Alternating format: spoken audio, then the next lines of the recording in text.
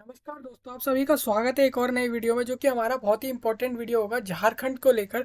झारखंड के अंदर आपके 690 यानी कि 690 वैकेंसी के ऊपर जॉब निकले हैं, जिसके लिए आप 5 अप्रैल से अप्लाई कर सकते हैं। हम इसके बारे में एक एक चीज़ जानेंगे, जिसके लिए नोटिफिकेशन आ चुका है ऑफिशियली वेबसाइट पे। आपकी जो स्टाफ सिलेक्शन कमीशन है आपके झारखंड के अंदर, झारखंड जो है एक राज्य है आपका भारत के अंदर, उस राज्य के अंदर एसएससी यानी कि आपका स्टाफ सिलेक्शन कमीशन जो है वो जो है चयन करता है, मतलब कि वो सिलेक्ट करता है कर्मचारियों को, वर्कर्स को, गवर्नमेंट झारखंड के गवर्नमेंट ऑर्गेनाइजेशन डिपार्टमेंट्स के अंदर अलग अलग जॉब्स के लिए। तो उन्होंने इस बार क्या करा है कि 690 वैकेंसियों पर यानी कि 690 खाली स्थानों पर जो है जॉब निकाले हैं, जिसके लिए 21 मार्च को उन्होंने जो है एक शॉर्ट नोटिफिकेशन निकाला था। मतलब कि उन्होंने शॉर्ट में ये चीज़ बताई थी कि हमने एक नोटिफिकेशन निकालने वाले हैं 1 से 2 दिन के अंदर, जिसमें हम आपको ये बताने वाले हैं कि हम जो है 690 सीट्स पर, वैकेंसी पर जो है जॉब निकालेंगे। जॉब जो रहेगी वो आपके स्कूल्स के अंदर, जो आपके स्कूल्स होते हैं झारखंड के अंदर गवर्नमेंट स्कूल्स, उसके अंदर जो लैब असिस्टेंट की जॉब होती है,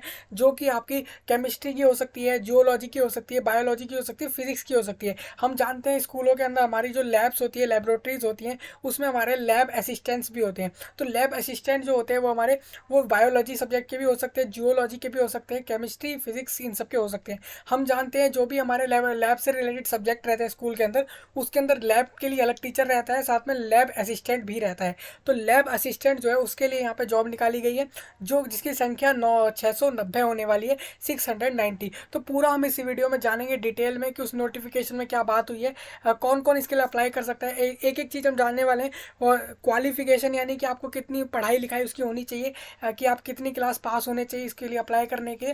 नेक्स्ट हम ये बात करेंगे एज लिमिट के बारे में, कि कितनी आपकी कितने से कितने के बीच में अगर आपके एज है तो उसके लिए आप इसके लिए अप्लाई कर पाएंगे या नहीं अप्लाई कर पाएंगे, वो हम जानेंगे। साथ में हम यहाँ पे ये भी जानेंगे फॉर्म की फ़ीस क्या है, किसको फ़ीस पे करनी है, किसको नहीं करनी, ये भी हम जानने वाले। साथ में ये भी हम जानेंगे कि क्या सिर्फ झारखंड के लोग ही, झारखंड के स्टूडेंट्स कैंडिडेट जो क्वालिफाइड हैं, जो क्वालिफिकेशन को फुलफिल कर रहे हैं, सिर्फ वही अप्लाई कर सकते हैं, या फिर अगर कोई दूसरे राज्य से, सपोज मान लीजिए आप अगर हरियाणा राज्य से आते हैं, उत्तर प्रदेश राज्य से आते हैं, उत्तराखंड राज्य से आते हैं, हिमाचल प्रदेश राज्य से आते हैं, मेघालय से, मणिपुर से, तो नागालैंड, या फिर किसी दूसरे दिल्ली, पंजाब, ऐसे राज्यों से आते हैं और वहाँ से अप्लाई करना चाह रहे हैं, इसके लिए इस जॉब को लेना चाह रहे हैं, क्योंकि आप नहीं चाहते कि आपसे एक भी मौका छूट जाए कोई भी सरकारी जॉब का, चाहे वो किसी भी राज्य में हो, आप उसको करने को तैयार हैं। तो उसके लिए आपको उसके लिए भी आप इसके लिए एलिजिबल हैं। इसका मतलब यहाँ पे ये है कि ऑल इंडिया यानी कि पूरे इंडिया के अंदर कोई भी कैंडिडेट अगर चाहे तो इसके लिए अप्लाई कर सकता है। मेल फीमेल दोनों के लिए ये जॉब रहेगा।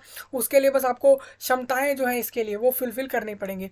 तो हम पहले शॉर्ट नोटिस को जान लेते हैं, उसके अंदर क्या बातें हुई हैं, उसके बाद हम डिटेल्ड नोटिफिकेशन पे भी जाएंगे, उसके बारे में भी हम जानेंगे। देखिए, ये आपका लिखा हुआ है झारखंड कर्मचारी चयन आयोग, यानी कि आपका झारखंड एसएससी की बात हो रही है। उसके अंदर आप देख सकते हैं झारखंड प्रयोगशाला सहायक सहायक प्रतियोगिता परीक्षा। आप देख सकते हैं ये यहाँ पे क्या लिखा है, सहायक प्रतियोगिता। मतलब कि आप जानते हैं लैब असिस्टेंट क्या काम करता है। लैब असिस्टेंट जो होता है आपके स्कूल के अंदर, लैब्स के अंदर, वो यहाँ पे मदद करता है लैब के अंदर, वो टीचर के जो उस सब्जेक्ट के होते हैं, तो उसी का यहाँ पे काम रहेगा। आपको बता देता हूँ कि ये 21 मार्च का नोटिस है। इसके अंदर बोला गया स्कूली शिक्षा एवं साक्षरता विभाग, माध्यमिक शिक्षा निदेशालय झारखंड रांची के अंतर्गत प्रयोगशाला सहायक भौतिक शास्त्र, प्रयोगशाला सहायक यानी रसायन शास्त्र, ये आपका केमिस्ट्री हो जाएगा, एवं प्रयोगशाला सहायक जीव विज्ञान यानी कि आपका जियोलॉजी। सेम इस तरीके से लिखा हुआ है यहाँ पे भौतिक शास्त्र, यानी ये आपका हो गया फिजिक्स। इस तरीके से आप देख सकते हैं पदों की संसूचित रिक्तियों, रिक्तियों मतलब कि खाली जगह के विरुद्ध, मतलब कि उसके लिए नियुक्ति यानी कि आपकी रिक्रूटमेंट होता है, हेतु झारखंड प्रयोगशाला सहायक प्रतियोगिता परीक्षा 2023 के लिए ऑनलाइन आवेदन दिनांक 5 अप्रैल 2023 से दिनांक 4 मई की मध्य रात्रि तक आमंत्रित किए जाते हैं। मतलब कि आपको बोला जा रहा है कि आप अगर इसके लिए एलिजिबल हैं, सारा कुछ देखते हुए नोटिफिकेशन को आप एक बार देख लीजिएगा। उसमें अगर आपको लगता है कि आप पूरा एलिजिबल है इसके लिए, तो आप अप्लाई कर सकते हैं।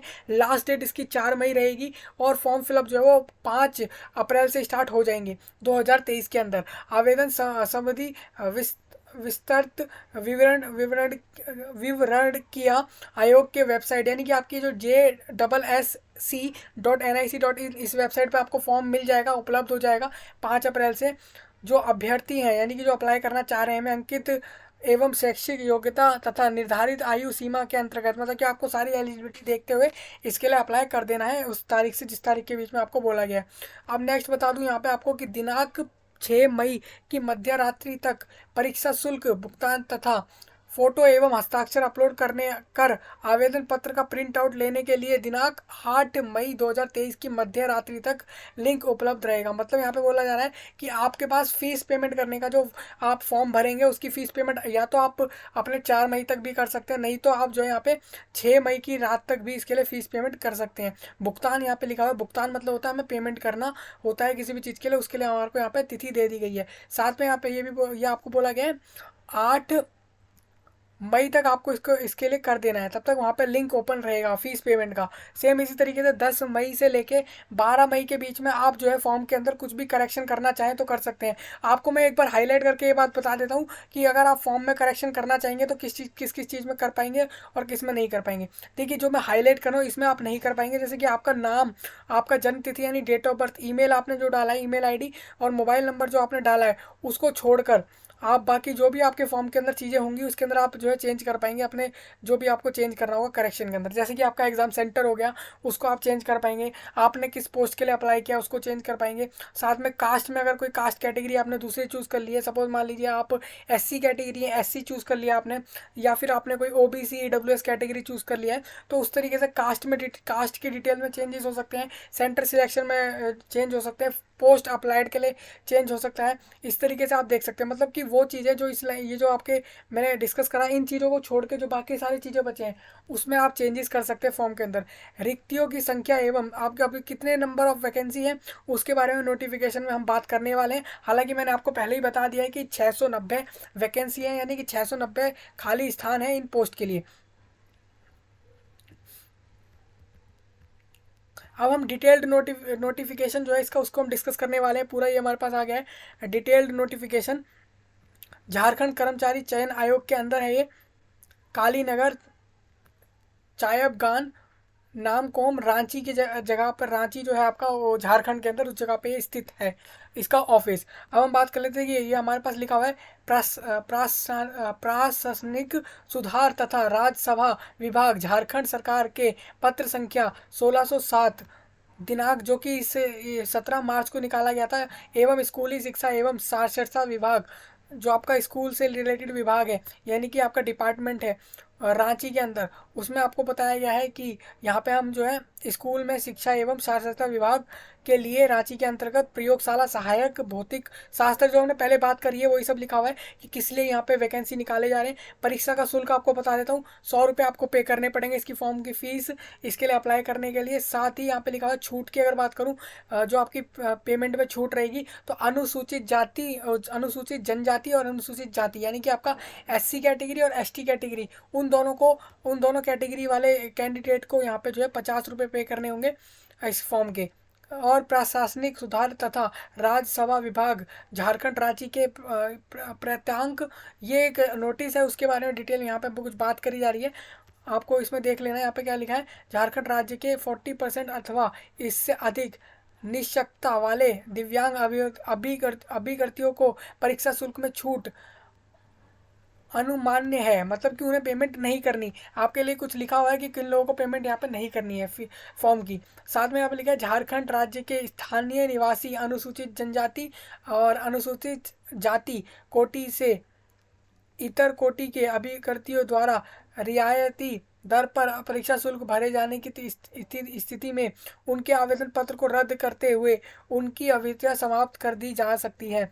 बिना परीक्षा शुल्क भुगतान किए आवेदन पत्र स्वीकार नहीं होंगे और वे रद्द किए जा सकेंगे। परीक्षा शुल्क आपको बता देता हूँ कोई वापस नहीं होगा। आपने एक बार अप्लाई कर दिया इसके लिए फॉर्म फिल करके, आपको अगर ये एग्ज़ाम देके इसके लिए जॉब चाहिए तो उसके बाद आपने अगर फीस पेमेंट कर दी है, फॉर्म सबमिट कर दिया है, तो बाद में आप इसमें आप अगर विड्रॉ भी करते हैं, आप एग्ज़ाम देने नहीं जाते हैं, इस जॉब को नहीं लेते हैं, तो उस केस में भी आपको यहाँ पे ये चीज़ रहेगा कि फ़ीस जो है वो वापस नहीं मिलेगी। एक बात और बता दूँ, 100 रुपये आपको UR कैटेगरी अनरिजर्व कैटेगरी वालों को पे करने हैं, जनरल EWS और बाकी SC ST सारे कैटेगरी वालों को 100 रुपये पे करने हैं। सिर्फ SC ST यानी कि अनुसूचित जाति और अनुसूचित जनजाति वाले कैंडिडेट को जो कि झारखंड के रहने वाले हैं उनको जो है वहाँ पे 50 रुपये पे करने हैं।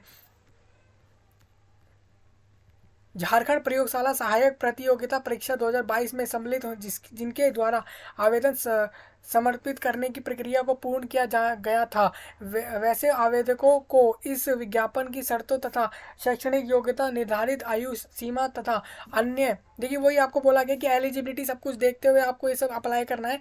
यहाँ पे ये सब आपको बताया गया है। अब हम अब बात कर लेते हैं वैकेंसी के बारे में कि कैटेगरी वाइज हमारी कितनी क्या क्या जो है किस किस डिपार्टमेंट के अंदर किस किस पोस्ट के लिए जो है हमारे यहाँ पे कितनी कितनी वैकेंसी रहेंगी। देखिए यहाँ पे हमारा आगे पद की संख्या यानी कि नंबर ऑफ वैकेंसी लिखा होगा, कुल रिक्त के अधीन शैक्षणिक आरक्षण, मतलब कि महिला के लिए कितनी सीटें हैं उस डिपार्टमेंट के अंदर। खेल कूद कोटा, खेल कूद आपका स्पोर्ट कोटा हो जाता है, उसके लिए आपकी कितनी सीट है, इस तरीके से हम बात करने वाले हैं। सेम यहाँ पे लिखा हुआ है, यहाँ पे टोटल आ जाएगा आपका आरक्षण कोटि यानी कि हमारा रिजर्वेशन कैटेगरी वाइज बात करेंगे, साथ में हम पद का नाम जानेंगे, मतलब किस पोस्ट के लिए आप अप्लाई करें, उस पोस्ट के अंदर कैटेगरी वाइज किस किस के लिए कितनी कितनी सीट है वो हम डिस्कस करने वाले हैं। सबसे पहले आपको बताऊं प्रयोगशाला भौतिक शास्त्र, आपका जो भौतिक शास्त्र रहेगा उसके अंदर, यानी कि भौतिक शास्त्र के लिए आपके आरक्षण कोटि वाइज बात करूँ तो अनारक्षित, मतलब कि आपके अनरिजर्व कैटेगरी में टोटल 93 जो है यहाँ पे वैकेंसी रहेंगे आपके इस पोस्ट के लिए। भौतिक शास्त्र के अंदर लैब असिस्टेंट की पोस्ट के लिए झारखंड के एसएससी डिपार्टमेंट में जो भी आपके सरकारी स्कूल होते हैं झारखंड के अंदर, वो उसके लिए 93 जो है यहाँ पे वैकेंसी रहेंगे यूआर कैटेगरी में। साथ में उस 93 में से महिला के लिए 5 जो है यहाँ पे फिक्स रहेंगे, मतलब 5 जो है उनमें से महिलाओं को मिलने वाले हैं। सेम इसी तरीके से बात कर लेता हूँ अनुसूचित जनजाति, यानी कि आपका स्केड्यूल अनुसूचित जाति और जनजाति, जनजाति आपका हो जाता है स्केड्यूल ट्राइब यानी एसटी, उनके लिए आपको 60 वैकेंसी यहाँ पे रहेंगे इस पोस्ट के लिए। 0.1 पद आदिम जनजाति के लिए सम्मिलित, 3 यहाँ पे इसमें से महिलाओं के लिए रहेंगे, इस तरीके से आपको देख लेना है। सेम इसी तरीके से अनुसूचित जाति यानी कि आपके एससी कैटेगरी के लिए लिखा हुआ है कि यहाँ पे कुल जो है 23 वैकेंसी रहेंगे, उनमें से 1 वैकेंसी महिला के लिए यहाँ पे फिक्स रहेगा। खेल कूद कोटा वालों के लिए यहाँ पे 4 ऑल ओवर बोले गए, मतलब कि आपको देख सकते हैं ऐसा नहीं बोला गया कि खेल कूद में भी आपको बोला गया हो कि यहाँ पे अनुसूचित जाति वालों में 4, ऐसा नहीं है कि यहाँ पे आपको इस पोस्ट के लिए टोटल खेल कूद वाले आपके स्पोर्ट वाले जो होंगे उनके लिए 4 वैकेंसी रहेंगे। इस तरीके से आप देख सकते हैं ये सारा लिखा हुआ है हमारा अलग अलग तरीके से। सेम दूसरा आपका रसायन शास्त्र के लिए भी यहाँ पे लिखा हुआ है 93 यहाँ पे टोटल यहाँ पे वैकेंसी है, 5 जो है महिला के लिए फिक्स है। अब देखिए मैं आपकी भौतिक शास्त्र की बात कर लेता हूँ। टोटल भौतिक शास्त्र की पोस्ट के लिए यानी इस वाले पोस्ट के लिए आपकी टोटल वैकेंसी की बात करूँ तो यहाँ पे हमारी 230 पोस्ट यानी वैकेंसी हो जाएंगी। सेम इसी तरीके से आपका रसायन शास्त्र के अंदर 230, यहाँ पे भी रसायन शास्त्र में भी 230 हो जाएंगे। और आपका तीसरा जो है जीव विज्ञान के अंदर यानी जियोलॉजी के अंदर भी 230 हो जाएंगे। तो टोटल अब देखिए तो 3 पोस्ट है हमारे पास, एक रसायन शास्त्र और आपका जीव शास्त्र और आपका एक आ जाएगा भौतिक शास्त्र। इन तीनों जो है अलग अलग डिपार्टमेंट के अलग अलग पोस्ट के लिए टोटल जो है 690 यहाँ पे वैकेंसी हो जाएंगी। वैकेंसी की बात हमने कर ली। नेक्स्ट हम आपको बता देता हूँ यहाँ पे परीक्षा के लिए आवेदन देने के पूर्व अभिकर्ती यह सुनिश्चित हो ले कि वे विज्ञापित पद की प्राप्यता के विषय पर प्रकाशित सभी शर्तों को पूरा करते हैं। मतलब कि आपको ये देख लेना है कि सारा कुछ क्वालिफिकेशन फुलफिल करते हुए उसके बाद आपको इसके लिए अप्लाई करना है।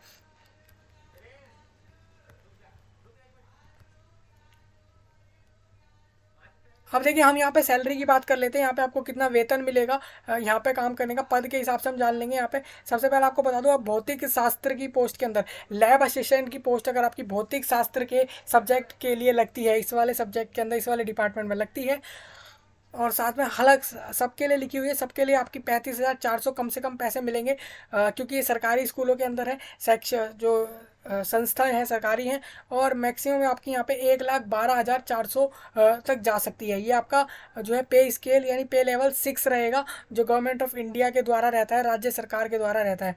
ये आपको बता देता हूँ न्यूनतम शैक्षणिक योग्यता, मतलब कि आपकी क्वालिफिकेशन यहाँ पे क्या बोली गई है, राज्य सरकार या केंद्र सरकार या विश्वविद्यालय अनुदान आयोग द्वारा मान्यता प्राप्त विश्वविद्यालय महाविद्यालय से भौतिक शास्त्र, रसायन शास्त्र एवं जीव विज्ञान में से किन्हीं 2 विषयों में 50% मार्क्स यानी अंक के साथ स्नातक की डिग्री अनिवार्य होगी। मतलब कि जो अप्लाई कर रहा है उसको बोला जा रहा है, एप्लीकेंट को बोला जाता है स्नातक, यानी आप जो अप्लाई कर रहे हैं उसको बोला जा रहा है कि उसकी डिग्री होनी चाहिए उसके पास 50% मार्क्स के साथ कम से कम, इन तीनों में से कम उसके पास 2 सब्जेक्ट होने चाहिए, या तो केमिस्ट्री हो, फिजिक्स हो, या फिर आपका जियोलॉजी या बायोलॉजी जिसे हम बोलते हैं वो हो सकता है। तीनों में से 2 सब्जेक्ट आपके जो है कम से कम इनमें से होने चाहिए आपके डिग्री वाले कोर्स के अंदर, विद 50% मार्क्स प्लस के साथ उसमें डिग्री में होने चाहिए।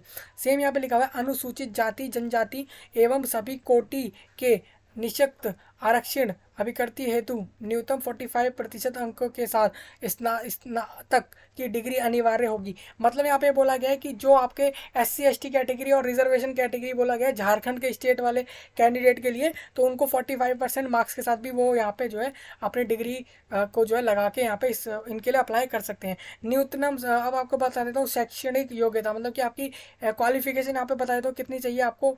उसके क्या अंकित किन्हीं 2 विषय में अलग अलग 50 या 45% प्राप्त करना अनिवार्य होगा, जिसका स्नातक स्तर पर प्रतिष्ठा अथवा सब सीडेरी के रूप में स्नातक के 3 वर्षों में अथवा कम से कम 2 वर्ष में अध्ययन किया गया हो। मतलब यहाँ पे बोला गया है कि आपने कम से कम जो है ये सब्जेक्ट पढ़े हो, 2 साल में कम से कम पढ़े हो, 2 या 3 साल पूरे में पढ़े हैं अपने डिग्री वाले कोर्स में, अच्छी बात है, इतने % मार्क्स उसमें होने चाहिए। सेम इसी तरीके से आपको बता दूं, प्रयोगशाला सहायक जीव विज्ञान अंतर्गत प्राणी शास्त्र एवं वनस वनस पति शास्त्र दोनों विषय में किसी एक विषय में स्नातक स्तर पर प्रतिष्ठा अथवा सब्सिडरी के रूप में स्नातक के 3 वर्ष में अथवा कम से कम 2 वर्ष में अध्ययन किया गया हो, तथा उसमें अलग अलग, मतलब आपको वही बोला गया सब्जेक्ट वाइज आपको देख लेना है। यहाँ पे हमारी जीव विज्ञान की बात हो रही है, मतलब कि आपने अपना जियोलॉजी सब्जेक्ट पढ़ा हुआ होना चाहिए, आपने अपने डिग्री वाले कोर्स में इतने % मार्क्स उसमें आपके होने चाहिए।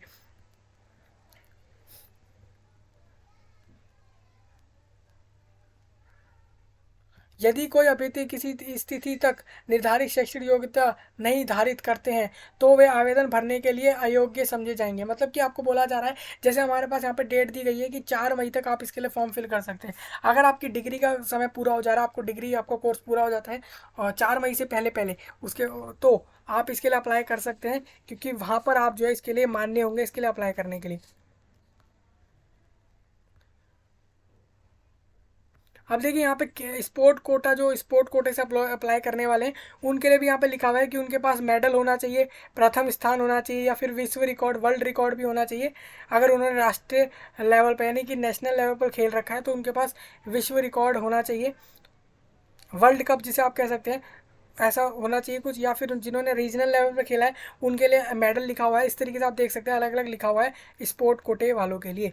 आयु सीमा की बात कर लेते हैं हम यहाँ पे, आयु सीमा कितनी होनी चाहिए आपको बता देता हूँ। तीनों पोस्टों के लिए आयु सीमा में बोला गया है कि 1 जनवरी 2023 तक आपकी अगर 21 वर्ष की आयु हो चुकी है, इससे ऊपर हो चुकी है, तो आप इसके लिए अप्लाई कर सकते हैं, चाहे वो किसी भी कैटेगरी के अंदर हो। और अधिकतम आयु आपकी देखी जाएगी 2019 के अगस्त में, 1 अगस्त से देखी जाएगी। यहाँ पे क्या है आपको बताया तो ये मैक्सिमम एज वाले में अगर हमारे पास 2019 की बात इसलिए हुई है, सपोज देखिए जैसे कि यहाँ पे लिखा हुआ है प्रशासनिक सुधार तथा राज्यसभा राजभाषा विभाग के संकल्प संख्या 609 दिनांक, जो इस डेट पे इन्होंने कोई नोटिस निकाला था उम्र से रिलेटेड, तो आपको वो नोटिस नहीं देखना है, सिंपल आपको इतना याद रखना है कि अनारक्षित आर्थिक रूप से कमजोर वर्ग, यहाँ पे पिछड़ा वर्ग अनुसूचित 2, यानी आपका जो है BC 2 हो गया है ये, और ये बैकवर्ड कास्ट 2, ये बैकवर्ड कास्ट 1 हो गया है। और यहाँ पे लिखा हुआ महिलाओं के लिए अलग लिखा है, महिलाओं में अनारक्षित यानी कि UR कैटेगरी, आर्थिक रूप से कमजोर यानी कि EWS, और अत्यंत पिछड़ा वर्ग 1 और 2, ये महिलाओं के लिए अलग दिया है। सेम यहाँ पे आपका सबका यहाँ पे पुरुषों के लिए अलग दिया गया है। मतलब आपको बताऊं अगर सिंपली, तो आपकी 35 एज अगर हो चुकी है कंप्लीट 1 जनवरी 2023 के अंदर, तो आपको इतना याद रखना है कि आप इसके लिए अप्लाई नहीं कर सकते।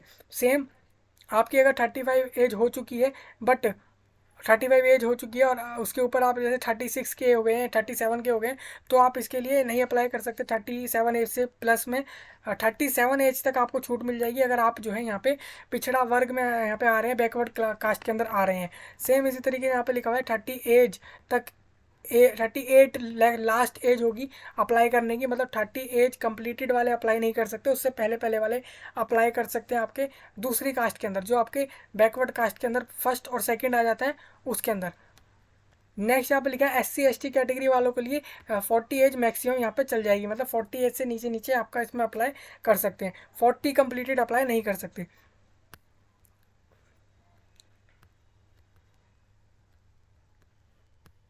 आयोग द्वारा प्रमाण पत्रों की जांच के क्रम में आवेदन प्रपत्र के अंकित निष्पक्षता संबंधी दावे के अनुरूप निष्पक्षता प्रमाण पत्र उपयोग उपलब्ध नहीं कराए जाने की स्थिति में अभिकृति की अभिकृतिता रद्द कर दी जाएगी। मतलब कि आपको जैसे बाद में बोला जाता है डॉक्यूमेंट दिखाने को, जो डॉक्यूमेंट आप फॉर्म में लगा रहे होते हैं वो आप उस समय नहीं दिखा पाते जिस समय वहाँ पे मांगे जा रहे हैं आपसे, जिसके लिए आपने अप्लाई किया उस जॉब के लिए, तो वो डॉक्यूमेंट अगर वहाँ पे नहीं दिखा पाते हैं, वहाँ पे गलत डॉक्यूमेंट निकलते हैं आपके, तो वहाँ पे आपकी जॉब जो है वो कैंसिल कर सकते हैं। उम्र में छूट का लाभ उपरोक्त गा या डा में कोई एक ही मान्य होगा। देखिए जैसे कि यहाँ पे लिखा हुआ है गा और डा, यानी कि आप देख सकते हैं यहाँ पे गा यानी कि यहाँ पे कुछ लिखा हुआ है कि किसको छूट मिलेगी और यहाँ पे लिखा हुआ है किसको छूट नहीं मिलेगी। तो मैंने आपको वही डिस्कस कर लिया है एज के बारे में कि हमारा क्या रहेगा।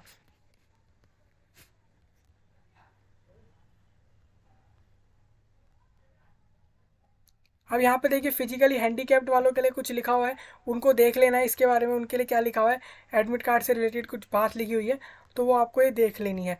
परीक्षा में बैठने की अनुमति पूर्णतः औपबंधिक होगी, मतलब कि परीक्षा के लिए प्रवेश प्रवेश पत्र निर्गत होना प्रमाणित नहीं करता है कि अभिकृति विभागित पद पर नियुक्ति के लिए चयन हेतु निर्धारित पात्रता पूरी करते हैं, क्योंकि आयोग परीक्षा के बाद किसी भी समय अभिकृति की प्राप्तता से संबंधित प्रमाण पत्रों की जांच कर सकता है। निर्धारित जांच कार्यक्रम में अनुपस्थित रहने अथवा आवेदन में भरे गए प्रार्थता संबंधित प्रमाण पत्र प्रस्तुत नहीं करने पर, अथवा वही जो मैंने आपको बताया था आप डॉक्यूमेंट नहीं दिखाते तो कैंसिल हो जाएगी वही जॉब आपकी जिसके लिए आपने अप्लाई किया था, भले ही आपका एग्जाम क्वालिफाई हो गया हो फिर भी वो जो है वहाँ पर कैंसिल हो जाएगा। परीक्षा के लिए आवेदन देने के पूर्व अभिकर्ती यह पूर्णतः सुनिश्चित कर ले कि वो, हाँ वही चीज़ लिखी हुई है कि आपने हर चीज़ से एलिजिबल है कि नहीं, वो आपको पहले देख लेना है। आरक्षण की हम बात कर चुके हैं। आरक्षण मतलब रिजर्वेशन आवेदन में नियुक्त प्रविष्ठित के अधीन इंगित आरक्षण का दावा नहीं करने पर आरक्षण का लाभ नहीं मिलेगा। आपने जो रिजर्वेशन के आ रहे हैं जो भी बताया फॉर्म के अंदर कैटेगरी वाइज, अगर वहाँ पे आपका नहीं निकलता है रिजर्वेशन का कुछ भी डॉक्यूमेंट कि आप उस कैटेगरी से आ रहे हैं उस रिजर्वेशन वाली कैटेगरी में, तो यहाँ पे क्या होगा, यहाँ पे आपका अनरिजर्व कैटेगरी वाले तरीके से आपको जो है देखा जाएगा, उस तरीके से उस कैंडिडेट को माना जाएगा।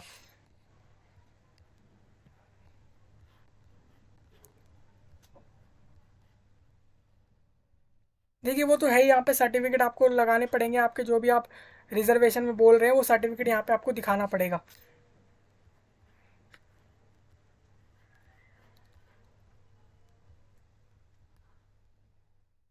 अब देखिए फॉर्म भरने के लिए कुछ यहाँ पे इंपॉर्टेंट इंस्ट्रक्शन है, मतलब कि आपको कैसे फॉर्म भरना है वो सब बताया गया। आवेदन पत्र को भरने के पूर्व वही सब है, आपको डाउनलोड कर लेना है पूरा नोटिफिकेशन जो हम जिसकी बात कर रहे हैं, यही चीज़ आपको अच्छे से पढ़ लेनी है एक एक चीज़। आवेदन भरने के पूर्व अपने फ़ोटो एवं पूर्ण हस्ताक्षर की स्कैन, मतलब आपको अपने फोटोग्राफ और सिग्नेचर दोनों को यहाँ पे स्कैन करके अपने इमेज को सेव करके डिवाइस में रखना है, जिससे कि आप उसको अपलोड कर सके फॉर्म भरते समय। सभी प्रमाण पत्रों को ध्यानपूर्वक देख लें कि इन सभी में उनका नाम, पिता का नाम एवं अन्य विवरण सही है, अन्यथा आवेदन भरने के पूर्व उसे ठीक करवा ली। मतलब कि आपके डॉक्यूमेंट में कोई भी डिटेल चेक करानी है तो आप उसको करा लीजिए पहले ही, क्योंकि बाद में वो चेंज नहीं होता है और जैसा डॉक्यूमेंट में आपने लगाया है वैसा ही वहाँ पर आपको दिखाना पड़ेगा कि एक्चुअल में सारा जो है ये सब ट्रू है।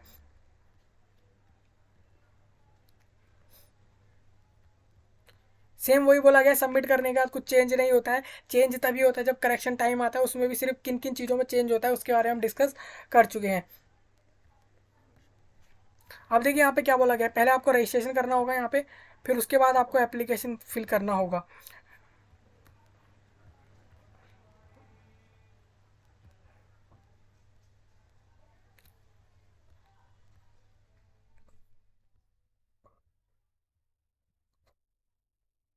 एक अभ्यर्थी द्वारा एक से अधिक ऑनलाइन आवेदन समर्पित किए जाने की स्थिति में अभ्यर्थी द्वारा अद्यतन अंतिम समर्पित किए गए आवेदन को वैध माना जाएगा तथा पूर्व में समर्पित सभी आवेदनों को रद्द कर दिया जाएगा तथा संबंधित रद्द आवेदनों का परीक्षा शुल्क अप्रतिदेय होगा। मतलब कि आपको जैसे मान लीजिए आपने एक ही स्टूडेंट है, एक ही कैंडिडेट ने जो इसके लिए एलिजिबल है इस एग्ज़ाम के लिए, इस पोस्ट जॉब के लिए, उसने एक से ज़्यादा फॉर्म भर दिए हैं, गलती से भर दिए हो, कैसे भी भर दिए हो, फॉर्म भी भर दिए, सबमिट भी कर दिए, फीस पेमेंट भी कर दिए, तो उसमें ऐसा क्या होगा, एक ही फॉर्म जो लास्ट में भरा गया होगा वो माना जाएगा, पिछले वाले सारे फॉर्म नहीं माने जाएंगे। साथ में पिछले फॉर्मों की फ़ीस कोई रिफंड नहीं होने वाली, यहाँ पर लिखा भी हुआ है।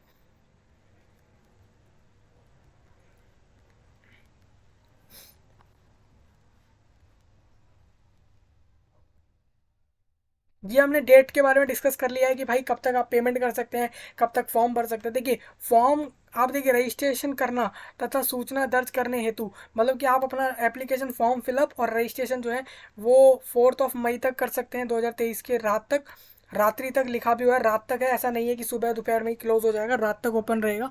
साथ ही यहाँ पे लिखा है परीक्षा शुल्क भुगतान करने के लिए यहाँ पे बोला गया है कि पेमेंट जो है वो आपकी 6 मई तक हो सकती है रात तक। सेम इसमें लिखा हुआ है फोटो और हस्ताक्षर जो आपको डॉक्यूमेंट अपलोड करने होते हैं, और साथ में प्रिंट लेने का लास्ट टाइम आपको 8 मई का लिखा हुआ है। सेम यहाँ पे करेक्शन के लिए 10 मई से 12 मई आपको करेक्शन मिलेगी, सिर्फ कुछ चीज़ों में मिलेगी, बाकी हर चीज़ में नहीं मिलने वाली है। आप पेमेंट कैसे कर सकते हैं, पेमेंट की बात बताएं तो एक नया पेज खुल जाएगा जब आप फॉर्म फिलअप कर देंगे, उसके बाद आपको टर्म्स एंड कंडीशन वहाँ पे ऑप्शन आता है, उसको आपको टिक करना होता है। इसके बाद सिलेक्ट पेमेंट कैटेगरी को चूज़ करके आपको वहाँ से पेमेंट कर देनी होती है। वहाँ पे आपको एक रजिस्ट्रेशन नंबर मिलता है अपना, जो आपने रजिस्ट्रेशन नंबर आपका क्रिएट होता है फॉर्म भरने से पहले, जब वेबसाइट पर रजिस्ट्रेशन होता है तो उस रजिस्ट्रेशन नंबर को आपको वहाँ डालना पड़ता है फीस पेमेंट के समय। हालांकि वो ऑटोमेटिकली जनरेट भी हो जाता है, अगर विंडो से हो जाता है तो ठीक है, नहीं तो आपको अपना रजिस्ट्रेशन नंबर पहले वहाँ पे डालना होगा, फिर पेमेंट हो जाएगा। अब परीक्षा के बारे में बता देते, स्वरूप मतलब कि पैटर्न, मतलब किस तरीके से आपका एग्ज़ाम होगा। हालांकि आपको ये बता दूं कि इसमें कोई डायरेक्ट रिक्रूटमेंट है नहीं, डायरेक्ट मतलब आपका सीधा एग्ज़ाम होगा, उसके बाद रिक्रूटमेंट है बीच में, मतलब कि एग्ज़ाम हमारा आएगा, उससे ही हमारा सिलेक्शन होगा उसके मार्क्स से। तो यहाँ पे आपको बता दूं आयोग द्वारा कंप्यूटर आधारित CBT की ली जाएगी तथा किसी विषय की परीक्षा यदि विभिन्न समूहों में लिया जाता है तो अभिकृति के प्राप्तांक का नॉर्मलाइजेशन किया जाएगा। कंप्यूटर आधारित परीक्षा के आधार पर अभिकृति की मेगा सूची यानी कि मेरिट लिस्ट उनके प्रा प्राप्तांक के नॉर्मलाइज अंक के आधार पर तैयार किया जाएगा तथा परीक्षा फल प्रकाशन के पश्चात उन्हें नॉर्मलाइज अंक ही दिया जाएगा। मतलब कि यहाँ पे एक नॉर्मलाइज किया जाता है आपके नंबर्स को, मतलब नॉर्मलाइज मतलब कि ये है कि आपके रिजल्ट को निकालना, रिजल्ट निकालने का प्रोसेस जो होता है उसको हम नॉर्मलाइजेशन बोलते हैं। CBT मतलब कंप्यूटर पे आपका ये एग्ज़ाम होगा, इन दोनों जो भी आपके तीनों विषयों की पोस्ट के लिए है, लैब असिस्टेंट में, तीनों में आपका CBT का एग्ज़ाम होगा। आप जिसके लिए भी अप्लाई करेंगे उसके लिए अप्लाई कर सकते हैं, चाहे तो दोनों एक से ज़्यादा भी आप अप्लाई कर सकते हैं। यहाँ पे लिखा भी हुआ है यदि विभिन्न समूहों में लिया जाता है, मतलब कि विभिन्न समूह मतलब होता है आपका अलग अलग शिफ्ट में, सेशन में, उसको हम विभिन्न समूह बोल देते हैं। तो आपको बता दूं यहाँ पे आपका CBT एग्ज़ाम होने वाला है इस रिक्रूटमेंट के लिए। परीक्षा का स्वरूप एवं पाठ्यक्रम, परीक्षा एक चरण मुख्य परीक्षा में ली जाएगी, मतलब कि एक शिफ्ट में आपकी परीक्षा ली जाएगी। परीक्षा में सभी प्रश्न वस्तुनिष्ठ एवं बहु विकल्पीय उत्तर युक्त होंगे। सभी विषयों के प्रश्न हिंदी एवं अंग्रेजी भाषा में होंगे। सभी जो आपके क्वेश्चन होंगे हिंदी और इंग्लिश, हिंदी इंग्लिश यानी कि आपका अंग्रेजी और हिंदी दोनों लैंग्वेज में होंगे। मुख्य परीक्षा के लिए 2 पत्र होंगे। यह मुख्य परीक्षा मतलब मेन एग्ज़ाम हो गया आपका। यह परीक्षा 2 पालियों में ली जाएगी। प्रत्येक पत्र के परीक्षा की अवधि 3 घंटे की होगी। आपके देखिए 2 प्रश्न पत्र रहेंगे, मतलब कि एग्ज़ाम एक ही होने वाला है हमारा, CBT कंप्यूटर पे होगा, 2 शिफ्ट में होगा। एक आपका 3 घंटे का पहला शिफ्ट होगा और फिर 3 घंटे का दूसरा शिफ्ट होगा। इस तरीके से एग्ज़ाम होने वाला है हमारा। सामान्य ज्ञान एवं हिंदी, सामान्य ज्ञान मतलब आपका हो गया कॉमन साइंस, आप कह सकते हैं जनरल साइंस कह सकते हैं आप उसे, और हिंदी का जो एग्ज़ाम होगा आपका 100 नंबर का पेपर होगा। ये पहला प्रश्न पत्र होगा, मतलब कि पहला क्वेश्चन पेपर होगा जिसका एग्ज़ाम 3 घंटे में आपको करना है। सेम दूसरा प्रश्न पत्र होगा, उसमें भी आपको 3 घंटे में आपको वो वाला पेपर भी करना है।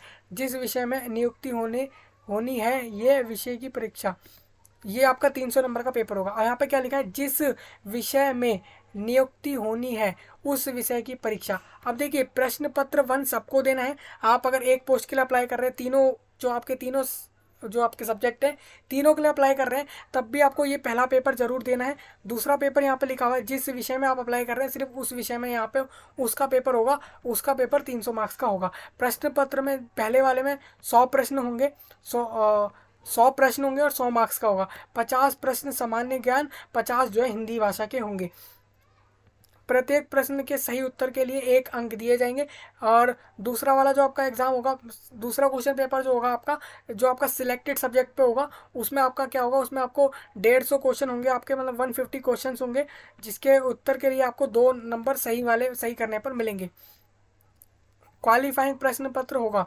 अब देखिए पहला वाला एग्ज़ाम आपको क्वालिफाई करना ज़रूरी है, मतलब कि पहले वाले एग्ज़ाम में अर्थात इसमें मात्र 33% अंक प्राप्त करना अनिवार्य होगा। मतलब 100 नंबर का पेपर है आपका पहला वाला, उसमें आपको 33 मार्क्स लाने हैं। उसके बाद ही आप जो पेपर 2 में मार्क्स लाए होंगे, आपने जो भी करा होगा वो उसके मार्क्स कैलकुलेट होंगे, फिर आपको जो है सिलेक्शन लिया जाएगा जॉब के लिए। परंतु जिस अभ्यर्थी द्वारा 33% अंक प्राप्त नहीं किया जाता है, उसके प्रश्न पत्र 2 की उत्तर पुस्तिका का मूल्यांकन नहीं किया जाएगा। जो मैंने आपको बताया वही यहाँ पे नहीं होगा।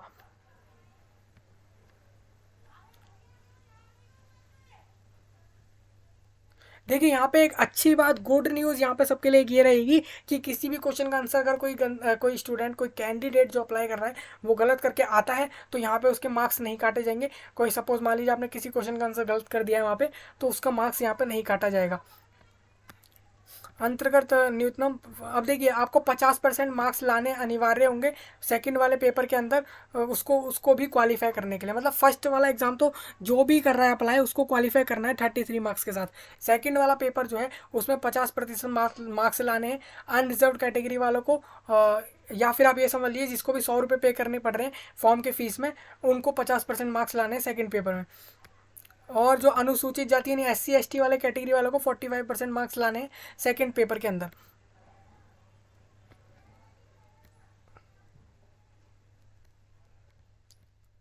अब देखिए भौतिकी विषय के प्रयोगशाला सहायक के लिए प्रश्न पत्र 2 में देखिए 150 प्रश्न आने वाले, ये तो आपको बता दिया गया है। सेम रसायन शास्त्र यानी केमिस्ट्री के अंदर भी आपका प्रश्न पत्र 2 में 150 प्रश्न पत्र 2 के अंदर 150 क्वेश्चन आएंगे। सेम जीव विज्ञान के विषय में प्रयोगशाला सहायक के लिए प्रश्न पत्र में 150 प्रश्न वनस्पति शास्त्र तथा 150 प्रश्न जंतु शास्त्र से आने वाले हैं। मतलब कि आपका जीव विज्ञान जो होगा, जूलॉजी जो सब्जेक्ट रहेगा, उसके लिए आपका 2 पार्ट में रहेगा पेपर 2, जिसमें आपका 75 प्रश्न वनस्पति शास्त्र रहेगा और 70% जो क्वेश्चन रहेंगे, 75% वो आपका जंतु शास्त्र रहेगा।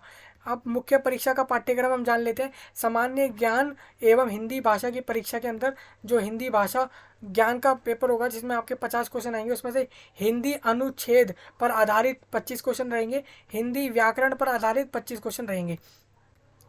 इस भाग में हिंदी अपठित अनुच्छेद, अनसीन पैसेज तथा हिंदी व्याकरण पर आधारित प्रश्न रहेंगे। यानी आपका हिंदी लिटरेचर ग्रामर जिसे आप बोलते हैं वो रहेगा, अनसीन पैसेज रहेगा। सेम आपका सामान्य ज्ञान पर आधारित प्रश्न 50 रहने वाले हैं, जिसका सिलेबस यहाँ पे लिखा हुआ है, आप ये सिलेबस देख सकते हैं, पूरा सिलेबस है, ये आपको पढ़ना होगा। सामान्य ज्ञान के अंदर मानसिक क्षमता जांच, झारखंड राज्य से संबंधित ज्ञान, कंप्यूटर का मूलभूत ज्ञान, ये सारा कुछ आपका पहले पेपर के अंदर हो जाएगा। सेकंड पेपर में जिस भी सब्जेक्ट को चुनेंगे उसके हिसाब से यहाँ पे पेपर रहेगा। आयोग द्वारा आयोजित मुख्य परीक्षा के उपरांत विवृति की कंडिका 17 के अधीन प्रश्न पत्र 2 के विषय में प्राप्तांक, नॉर्मलाइज प्राप्तांक के आधार पर सामान्य मेगा सूची, कॉमन मेरिट लिस्ट तैयार की जाएगी और मेगा सह विकल्प यानी कि मेरिट कम ऑप्शन के आधार पर कोटिवार रिक्त पदों की संख्या के अनुसार अभ्यर्थियों का चयन किया जाएगा। मतलब आपको बता दूं कि जो आपका पेपर सेकंड रहेगा उसी के मार्क्स से आपकी जो है मेरिट बनेगी, उसी के बेस पर लिस्ट बनेगी किस किस का सिलेक्शन होता है इस एग्ज़ाम के बाद आपके जॉब के लिए। फर्स्ट पेपर से आपकी मेरिट नहीं बनने वाली है, फर्स्ट पेपर से आपकी सिर्फ और सिर्फ क्वालिफिकेशन बनेगी, मतलब आपको वो सिर्फ पास करना है।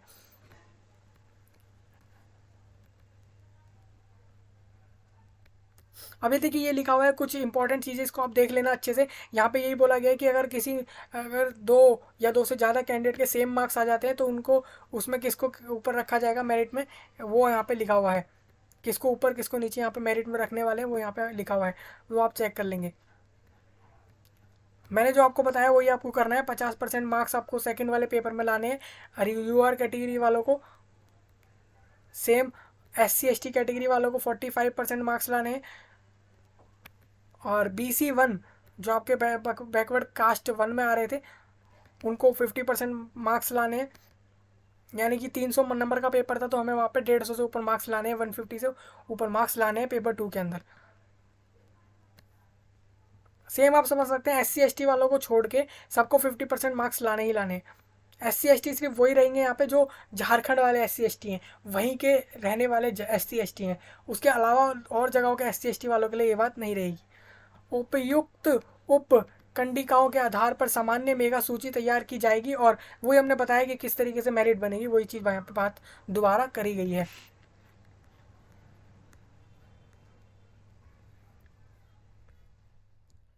अब यहाँ पे कुछ इंपॉर्टेंट चीज़ें वो हम एक बार जान लेते हैं। आयोग द्वारा परीक्षाओं के संचालन के अवसर पर झारखंड परीक्षा संचालय अधिनियम 2001 के प्रावधान प्रभावी होंगे। आवेदन में अंकित सूचनाएं एवं प्रविशिष्टांशों की पूर्ण जिम्मेदारी आवेदक की होगी तथा किसी भी प्रकार की गलत जानकारी के लिए आवेदक स्वयं उत्तरदायी होगा। मतलब कि जो यहाँ पे अप्लाई कर रहा है वो इसके लिए रिस्पॉन्सिबल होगा अगर वो कुछ भी गलत इन्फॉर्मेशन देता है। तो ये तो होना ही है कि भाई आप अगर कोई गलत चीज़ अपलोड कर रहे हैं, गलत चीज़ दे रहे हैं, तो उसके लिए आप रिस्पॉन्सिबल होंगे फॉर्म के अंदर, और कोई नहीं होगा। सेम यहाँ पे वही बात यहाँ पे बताई गई है। यहाँ पे काउंसलिंग के बारे में बताया गया। प्रमाण पत्रों की जांच के अवसर पर आयोजित काउंसलिंग के दौरान फर्जी प्रमाण पत्रों, फर्जी पहचान के आधार पर नियुक्ति हेतु चयन सूची में स्थान पा जाने की स्थिति में वे निम्न दंड के भागी होंगे। अगर मान लीजिए काउंसलिंग में आपके गलत डॉक्यूमेंट भी होते हैं और वहाँ पे उन्हें नहीं पता लगता, जो आपके डॉक्यूमेंट चेक कर रहे हैं, और आपको मान लीजिए वहाँ से जॉब भी मिल जाती है, तो ऐसे में आपको बाद में दंड भी भुगतना पड़ सकता है, जो आपके झारखंड SSC कमीशन डिसाइड करेगा या फिर वहाँ का गवर्नमेंट डिसाइड करेगा।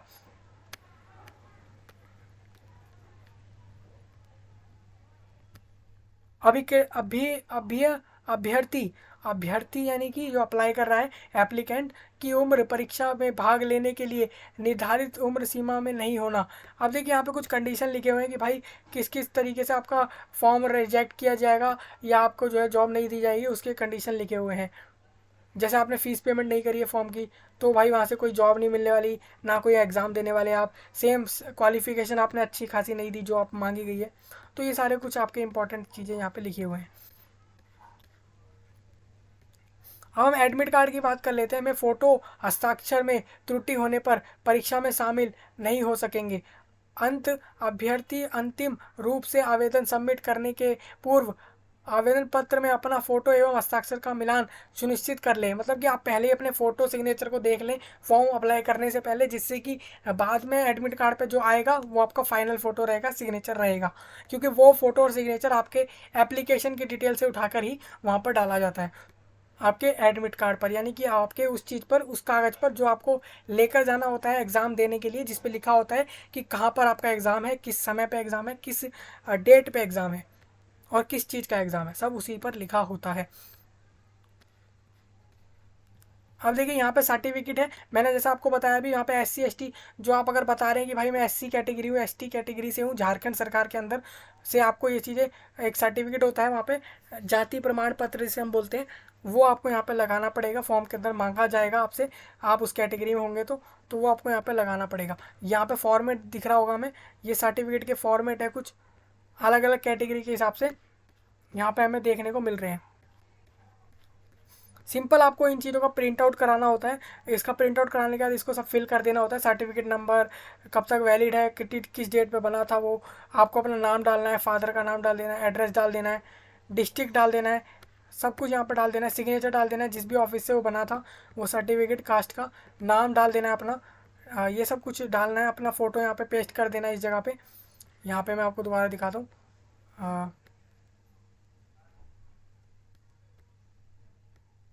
ठीक है, यहाँ पे आपको अपना फ़ोटो लगा देना है। इस तरीके से पूरा यहाँ पे फॉर्म सर्टिफिकेट भी लगाना पड़ता है फॉर्म के अंदर। सर्टिफिकेट नहीं होता है और आपने मान लीजिए आप उस कैटेगरी में हैं और आपके पास सर्टिफिकेट नहीं होता है, तो उसके लिए डिक्लेरेशन फॉर्म होता है आपका, उसको भी आप लगा सकते हैं यहाँ पे। वो भी हमें यहीं पे देखने को मिल जाएगा।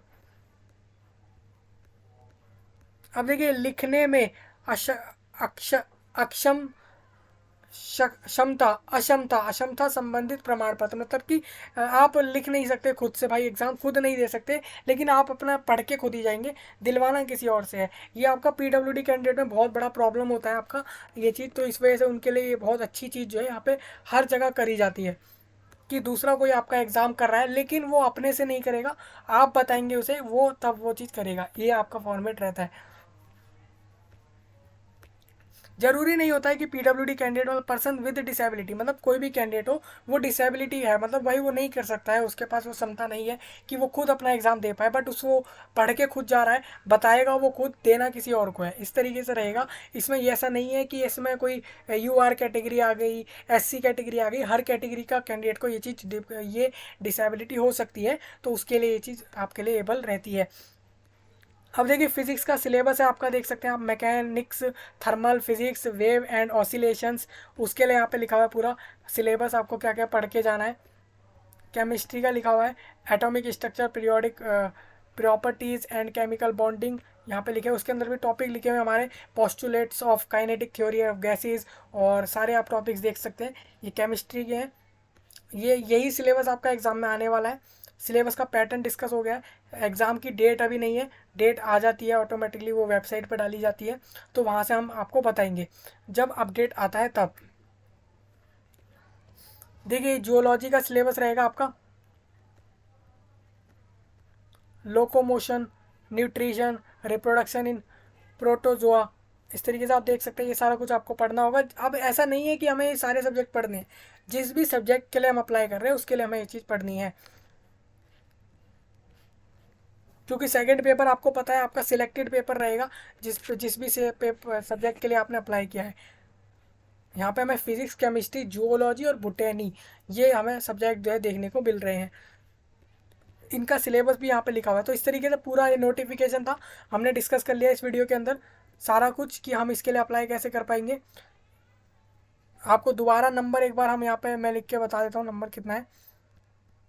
हाँ, नंबर जो है वो आपका 690, इतने पोस्ट है टोटल, मतलब कि 690 पोस्ट है टोटल, जिसपे वैकेंसी टोटल रहेगा। बट इसमें हमारा सबके अंदर अलग अलग है, केमिस्ट्री में 230 है, सेम दोनों और दूसरे सब्जेक्ट में 230 230 हैं, इस तरीके से रहेंगे टोटल। और ये भी हमने डिस्कस किया था किसके लिए कितने फिक्स जो है वैकेंसी हैं, ये भी हमने डिस्कस कर लिया है। तो सारा कुछ डिस्कस हो चुका है, अब तो शायद कोई डाउट नहीं रहेगा इस नोटिफिकेशन से रिलेटेड। फॉर्म जो है वो 5 अप्रैल से एक्टिव हो जाएंगे, लास्ट जो है वो 4 मई जो है उसका लास्ट डेट रहेगा। तो ये पूरा वीडियो था आपके लिए, झारखंड लैब असिस्टेंट एसएससी के अंदर पूरा नोटिफिकेशन जॉब से रिलेटेड डिस्कस्ड हो चुका है। तो इस वीडियो को एंड करते हैं, मिलेंगे आपके साथ नए टॉपिक में नए वीडियो के साथ, तब तक के लिए आप सभी का धन्यवाद।